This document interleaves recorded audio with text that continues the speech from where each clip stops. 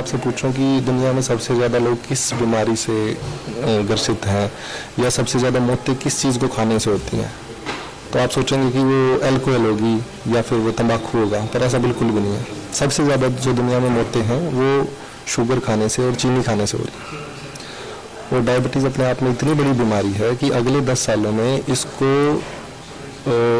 महामारी घोषित कर दिया जाए, उस लेवल पे पहुंच जाएगी।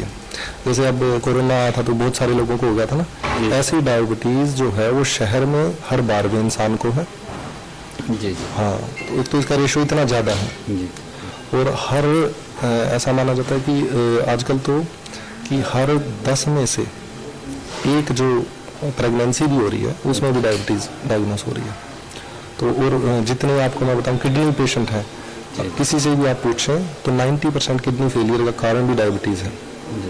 तो डायबिटीज़ तो अपने आप में एक बहुत बड़ी बीमारी है जो शरीर के हर एक अंग को अफेक्ट करती है और हर एक चीज़ को जो लाइफ स्पैन है ह्यूमन बीइंग का उसको काफ़ी कम करती है। डॉक्टर साहब, देखा गया है कि कई लोग शुगर भी नहीं खाते, मीठा भी ज़्यादा नहीं खाते, फिर भी उनको होती है, ऐसा क्यों सर? इसके बारे में वैसे तो आज का हमारा टॉपिक भी है, उसके लिए पूरी बहुत बड़ी मैनेजमेंट है इसके पीछे। अगर मैं आपको पूरा बताता हूँ तो खाली शुगर जो आप जितना खाते हैं अगर आप पूरे दिन में उतना यूज़ नहीं करते हैं तो वो स्टोर होगा। मान लो आपने मीठा खाया तो मीठा हमें पावर देता है काम करने की, भागने की, दौड़ने की। आपने रोटी खाई जिसमें कार्बोहाइड्रेट होता है, ग्लूकोज होता है, और आपने उसको यूज़ नहीं किया, उस एनर्जी को यूज़ नहीं किया, तो वो स्टोर हो जाएगी शुगर के। एक टाइम पे शरीर कि वो थ्रेशोल्ड लेवल को भी क्रॉस कर देगी, और जब वो लेवल को क्रॉस कर देगी तो आपकी डायबिटीज़ को कंट्रोल करने वाली जो क्षमता है वो भी खत्म हो जाएगी। डॉक्टर साहब, जैसे कि आप कई बार कई डॉक्टर्स कहते हैं वीट मत खाओ, चावल मत खाओ, तो सर फिर खाएं क्या? अगर आटा ही नहीं खाएं, चावल ही नहीं खाएं तो फिर पेट कैसे भरेगा इंसान? फास्ट फूड आप नहीं खाने देते तो फिर खाने क्या दोगे आप? सबसे बढ़िया बात तो ये है कि हम इस युग में पैदा हुए हैं जब हर बात का ये पता है कि कौन सा खाना किस काम आता है। खाने में मोस्टली 3 चीज़ें होती हैं, कार्बोहाइड्रेट, प्रोटीन और फैट। अब आज के इस युग में हमें ये पता है कि कार्बोहाइड्रेट का क्या काम है। कार्बोहाइड्रेट का काम है जो हमारे बूढ़े लोग काम करते थे खेतों में, वो काम करने की जो एनर्जी है वो कार्बोहाइड्रेट देता है, और कार्बोहाइड्रेट का सोर्स है रोटियाँ।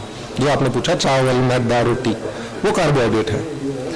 दूसरी चीज़ है प्रोटीन। प्रोटीन हमें देता है बॉडी बनाना, जो बॉडी बिल्डिंग प्रोटीन खा रहे हैं ना। जी। पर फैट होता है हमारी, मोटा मोटी समझा रहा हूँ ना, कि आपकी चमड़ी को वो मोटा कर देता है फैट। उससे क्या होता है, जो पहले के लोग थे उनको कोई सनस्क्रीन लगाने की जरूरत नहीं पड़ती थी। जी। तो फैट का अपना ये यूज था। अब आज के युग में आप डाइट तो लेना चाहते हैं पुराने लोगों वाली कि मेरे दादा तो बहुत की खाते थे, मेरे दादा तो बहुत ज़्यादा मीठा खाते थे। आप उन जितना काम नहीं करना चाहते, तो वो चीज़ अगर आप डाइट तो ले रहे हो काम करने वाली, और जो अपना आपका डेली रूटीन है वो है बैठने वाला, तो आपको बीमारियां होंगी। अगर आपका बैठने का ज़्यादा काम है तो आप प्रोटीन, फाइबर या विटामिन ज़्यादा खाएं, ये तो कॉमन चीज़ है। और ये बात अगर आपकी और मेरी उस युग में हो रही होती तब इस बात का पता नहीं था, तब तो लोगों को पता नहीं था क्या खाया क्या नहीं। आज सब बात क्लियर है। फिर भी अगर कोई अपनी डाइट को चेंज नहीं कर सकता तो वो रूढ़िवादी है, वो लकीर का फकीर है, उसको कोई डॉक्टर सुधार नहीं सकता। और डॉक्टर साहब, जैसे कि कई लोग कहते हैं कि हम मीठा नहीं छोड़ सकते, मीठा खाने के शौकीन होते हैं, और जैसे कि मैं भी हूँ मीठा खाने का शौकीन, तो हमारे जैसे लोगों के लिए आपके पास क्या संदेश है कि कैसे हम इसको कंट्रोल करें और क्या करें? देखो, सबसे पहले तो आप अपनी सोच को बदल लें एक बार। अगर मान लो मैं डॉक्टर हूँ, मैं डेली देखता हूँ लोगों का बाहर का खाना खाने से पेट खराब होता है, तो एक बार सोच बदलने के बाद आपको वो खाना खुद ब खुद अच्छा नहीं लगेगा। सबसे पहली बात है हमें अपने आप को बदलना पड़ेगा। दूसरी बात, मीठे के जो नेचुरल सोर्सेज हैं, जैसे कि आपके फ्रूट हैं कितने भी मीठे, वो मैं किसी के मना नहीं करता। आप कितना आम खाएं, कितने कोई भी फ्रूट खाएं, मैं कभी मना नहीं करता। दूसरा, अगर आपको ज़्यादा मीठा एकदम छोड़ने में प्रॉब्लम हो रही है तो आप खजूर वगैरह को सुखा करके उसका पाउडर बना लें, अपने दूध में उसको घोल के ले लें। तो आप नेचुरल सोर्सेज का इस्तेमाल ज़्यादा करें, ना कि आप चीनी का इस्तेमाल करें। और एक ऑप्शन मैं लोगों को देता हूँ, भाई अगर आपका मन है मीठा खाने का तो आप कितना भी मीठा खाएं, मैदा खाएं, आपको उतनी ही मेहनत करनी पड़ेगी।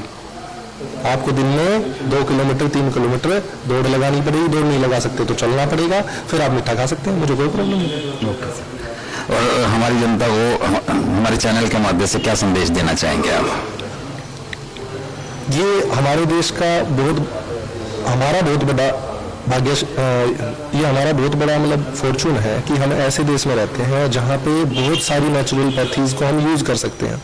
अगर आप अमेरिका में रहते, कहीं और देश में रहते, तो आपको ये आयुर्वेदा, होम्योपैथी, इनकी सुविधा नहीं मिलती। आपके पास एक सेकंड ऑप्शन है। आजकल बहुत सारी बीमारियां हैं, जैसे arthritis, autoimmune disorder, diabetes, BP की आप समस्या ले लें, तो डॉक्टर आपको कहेंगे जी ये गोली आपको ज़िंदगी भर खानी पड़ेगी। पर आपको इस देश में ये ऑप्शन है कि आप दूसरी पैथीज़ का इस्तेमाल करके और अपनी मैनेजमेंट को सुधार करके आप इनको बिल्कुल ठीक कर सकते हैं। थैंक यू डॉक्टर साहब, आपने मुझसे बात करी, आपका बहुत बहुत शुक्रिया। जैसा मेरी फैमिली में पूरा एक पीछे से पूरा बैकग्राउंड चल रहा था कि मेरे नाना नानी, भैया भाभी, मामा मामी, मौसा, ऐसे पूरी फैमिली बैकग्राउंड में सभी को शुगर था। तो मुझे ऐसा लगने लगा था कि एक जेनेटिक प्रॉब्लम है।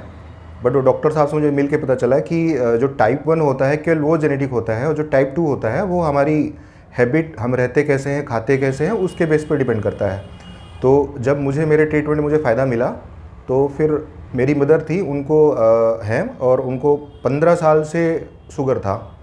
इंसुलिन की इंजेक्शन भी वो लेती थी, और अभी पिछले साल में उनका ये डायग्नोस हुआ था कि इंसुलिन अब काम नहीं कर रही है।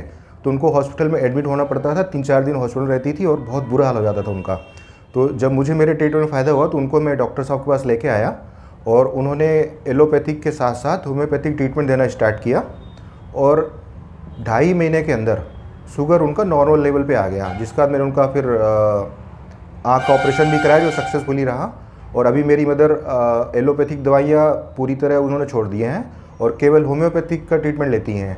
तो जो कहते हैं कि वो शुगर कभी ठीक नहीं होता, तो एक लेडी जो 15 साल से एलोपैथिक दवाइयाँ ले रही थी, वो एलोपैथिक दवाई छोड़ के होम्योपैथिक दवाइयों पे आ गए और शुगर एकदम नॉर्मल लेवल पे है। उनकी लाइफ भी अच्छी हो गई, उनके हाथ पैर में सूजन रहती थी, पैर दर्द करते थे, वो सब कुछ नहीं, सब एकदम नॉर्मल पे आ गया। काफ़ी उनकी हैप्पीनेस लाइफ हो गई। थैंक यू डॉक्टर साहब।